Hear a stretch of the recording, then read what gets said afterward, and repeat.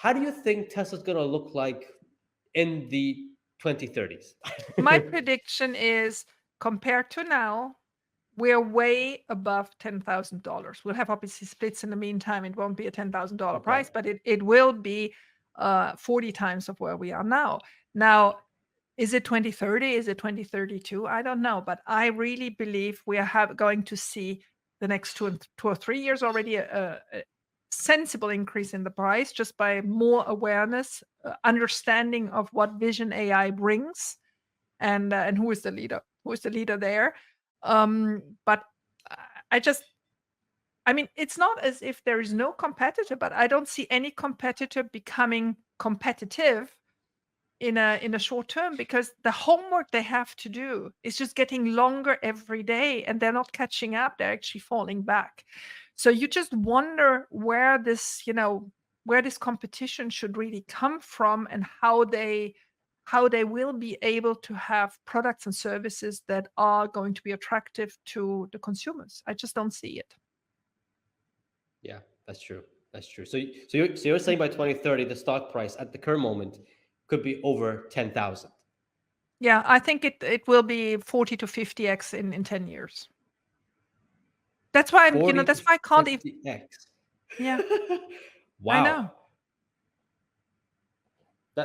That's crazy. So then if the company is going to be, let's say, around like 40 to 50x from what it is now, how would the world look like at that time?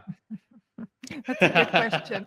I mean, this is a very philosophical question, and I've Yeah, been exactly. thinking a Yeah. lot about the bot because I mean, the cars you can still imagine. Okay, there'll be cars, driverless cars. Instead of calling an Uber, you call your Tesla and picks you up. And if you want to do something crazy, you get a Cybertruck. And if you want to go with the family, you get your Y or your X or whatever. So it's all good. Cars you can still phantom. But bots is a much bigger question. So if these bots are in factories, so does that mean we will have many more unemployed people? What do these unemployed people do? If these bots are as brilliant as I imagine they're going to be, output will be 4 or 5 times of what humans can do, right? Just by the simple fact that they work much longer hours and they're much more, it can be much more efficient. So, will this abundance that we're creating, because what we're actually doing is we're increasing the GDP, we're increasing the manufacturing locally in a competitive manner. So, it also changes actually world dynamics.